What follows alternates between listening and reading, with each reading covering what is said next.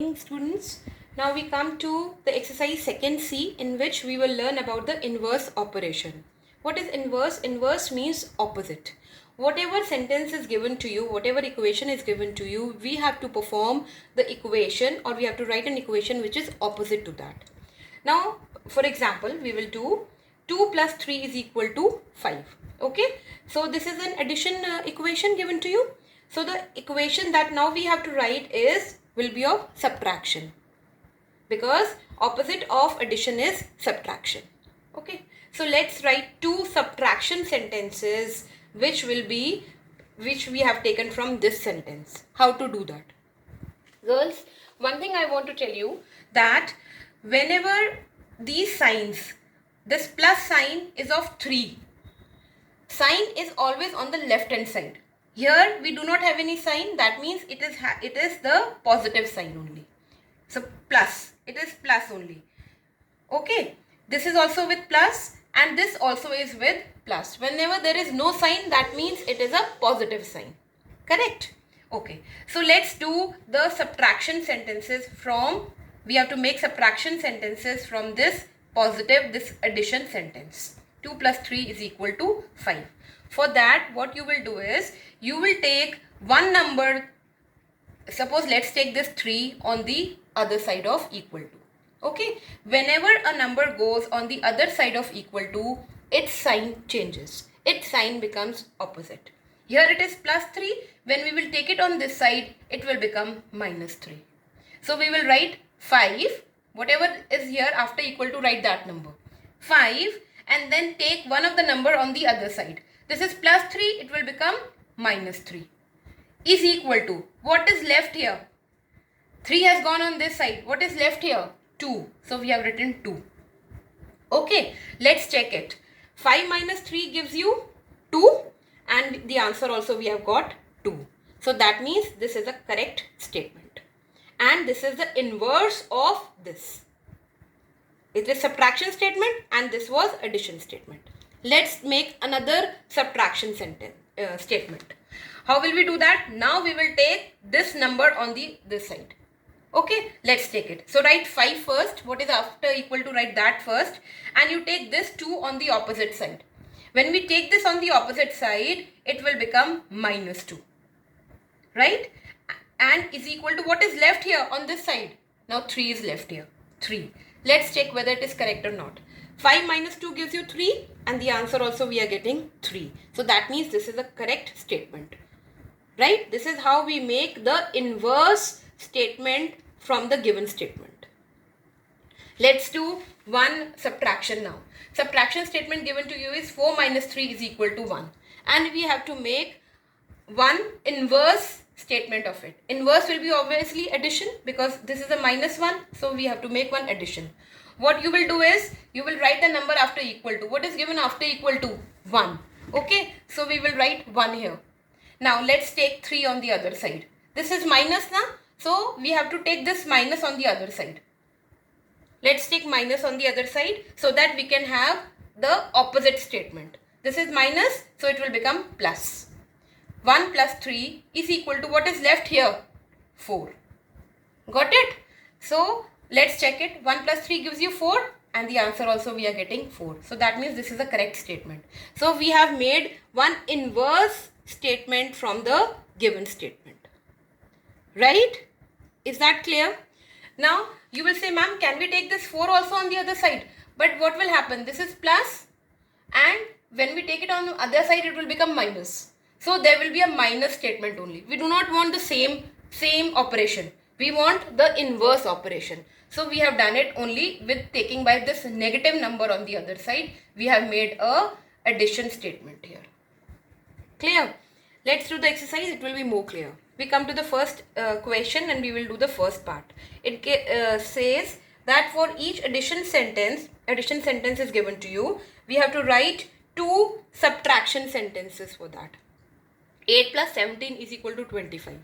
So to write 2 subtraction sentences, always you take this number first, write this number what is after equal to, and now take one of the number on the other side. You can take first 8 also, up to you. not a problem. So let's take, okay, first we'll take 8 on the other side. This is plus 8, Here when it goes on the other side, it will become minus 8. What is left here? 17. And you can check it also. 25 minus 8 gives you 17, and this is what we have got it. So this means this statement is correct. And this is opposite to this, because this is subtraction and this was addition. Let's make the other statement. That is again, write 25 minus, now we'll take 17 on the other side. It will become minus. And what is left here? Only 8. And you can check it also. 25 minus 17 gives you 8. This is what we have got. So these are the two inverse statements or two subtraction statements that we have made from one addition statement. Clear? Now second one. Third. Let's do the third part. It says 101 plus 278 is equal to 379. Write the number here 379 and you take one of the number on the other side. Let's take 101. Okay. This is plus. Because here nothing is there, so it is a plus 1. We'll take it on the other side, it will become minus. 101 is equal to, what is left here? 278. You can check it also, whether this is correct or not. Now second statement, 379 minus, now let's take this on the other side. So it is 278 is equal to, what is left here? 101. So these are the two statements, the inverse statements or the subtraction statements that we have made from the addition statement. Clear? Okay. Now we come to the second question. Second question says that perform the following subtraction and check your result by corresponding addition. That means we have to do the subtraction first and we have to check it by making it into a addition statement. Now how to do that? On subtracting these two, we get 4327. Okay, we have done the subtraction, we have got the answer. Now what we will do is we will cross check it by doing the addition. How do we do addition? We will take this here only. Okay, and let's take this minus number. This is minus now. Let's take it on the other side. This will become plus. Okay, so this will remain here only is equal to, what is after equal to? 4327. And we have taken this number on the other side of equal to. So this was having minus sign. Now it will become plus sign. So you can cross check it whether this left hand side is coming equal to right hand side or not. Okay. Now we come to the third.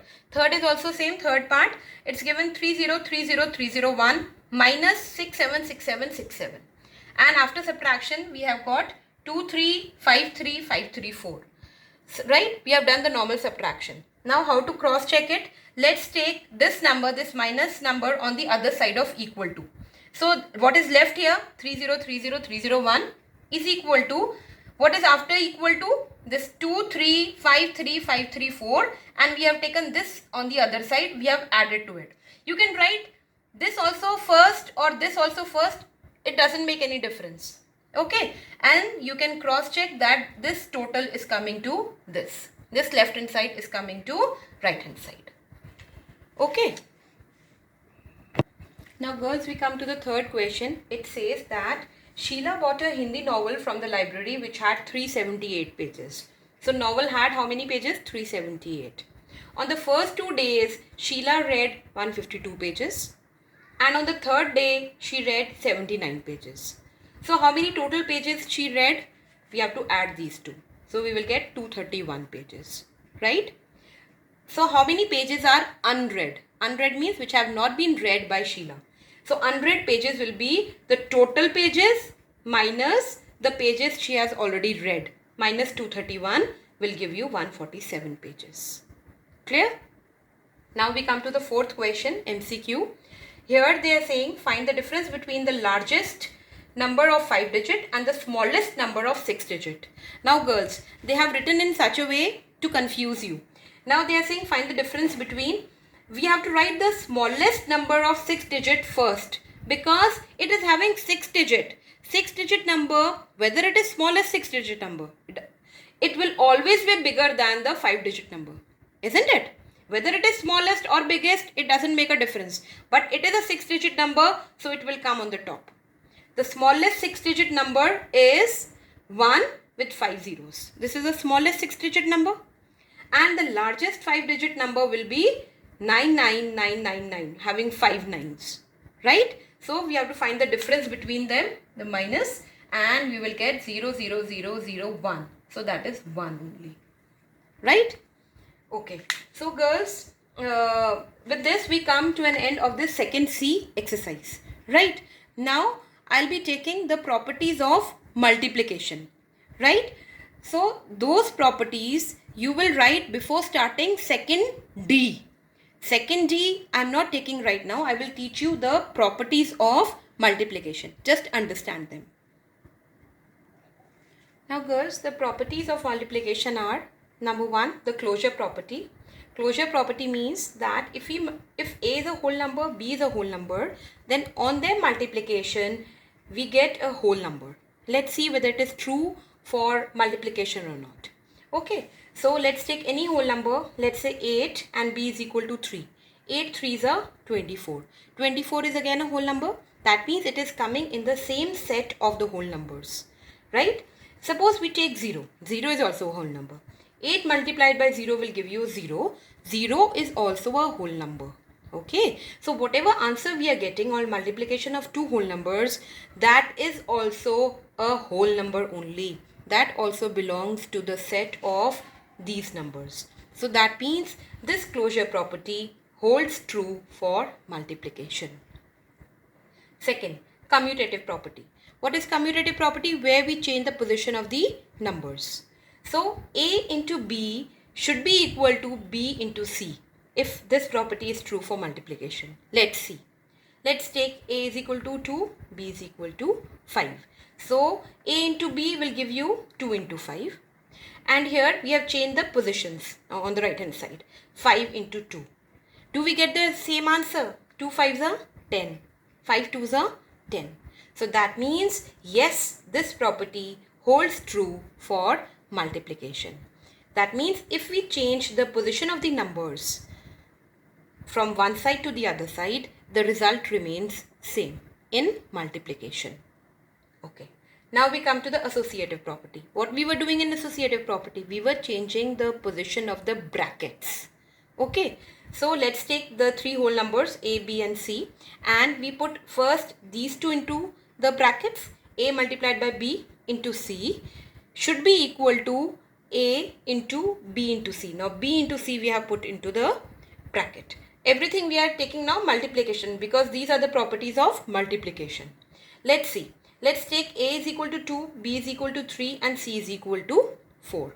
So let's do the left hand side. 2 into 3 into 4. 2 into 3 should be multiplied first because it is in the bracket.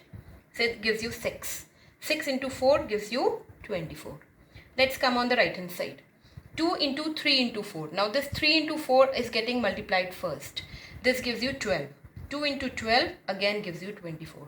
That means if we change the position of the brackets on both the sides, then also the result remains same in multiplication. Hence, this property holds true for multiplication.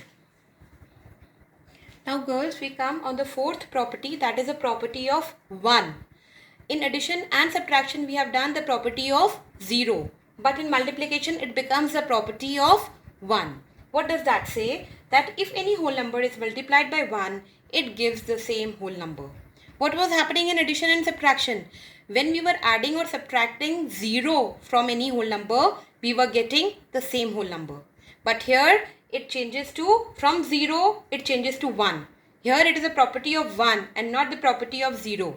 So 1 is called the multiplicative identity. In addition and subtraction, what was the additive identity? That was 0. Right? Because on adding 0, we were getting the same whole number. Here on multiplying by 1, we are getting the same whole number. So 1 is called the multiplicative identity. Right? What happens when we multiply by 0? We get 0. That you all know, so I am not explaining that. Any number which is multiplied by 0 will always give you 0. Okay. Now the fifth and sixth properties are very important, girls. Please understand them very carefully. This is a distributive property of multiplication over addition. What does that mean? That means when A, B, C are three whole numbers and we are multiplying A with B plus C. This is a property, distributive property of multiplication. It is a multiplicative property only, but over addition. Over addition means there is an addition equation also there, right? So what does that become? It becomes that this a, which is outside the bracket, it will be multiplied by b also, a into b, plus this plus sign will come, and this a will be multiplied by c also. That means the thing which is number which is outside the bracket will be multiplied by each number in the bracket. It will be multiplied by b also, a into b, plus, this is plus sign, and a will be multiplied by c also, a into c. Let's understand with an example. Suppose a is equal to 2, b is equal to 3, and c is equal to 4. Okay, so it is 2 into 3 plus 4. So let's do the left hand side first. So 3 plus 4 gives you 7. 2 into 7. So it will be 14. Okay. According to this property, 2 will be multiplied by 3 also. 2 into 3 plus 2 into 4. Right? So it will be 2 3s are 6 and 2 4s are 8. 6 plus 8 gives you 14. So both left hand side is coming equal to right hand side. So whenever any statement is given to you like this, it can be solved like this also. That means a can be multiplied by b plus a will be multiplied by c. Then also your answer will be same as per this. Got it? And the last is distributive property of multiplication over subtraction. Now what is happening in the bracket? The subtraction is taking place, not the addition. Right? But this property is same as per this only. Here the subtraction is taking place in the bracket. Here the addition was taking place. But here only one thing you have to remember, that this number b should be greater than c. Isn't it? Then only we can have subtraction. Otherwise it will go in minus. So here a into b minus c, it can be solved like a will be multiplied by b minus a will be multiplied by c also, a into c. Let's do it. Let's take a is equal to 2, b is equal to 5 and c is equal to 3. We are taking b greater than c, so that minus can be done. So it gives you 2 into 5 minus 3 gives you 2. 2 into 2, 4. Let's do the right hand side. So it gives you a into b, okay, 2 into 5 minus, because here the sign is minus now in the bracket. So minus, a will be multiplied by c also. So 2 into 3. 2 5s are 10, 2 3s are 6. 10 minus 6 gives you 4. So both the sides are equal, right? So that means this, if any number is given like this, it can be solved by this manner also, because here both the sides are coming equal. So these are the properties of multiplication, and in the next session we will do now the second D exercise based on these properties. But girls, second D is not coming in your periodic 1. We are having syllabus till second C only.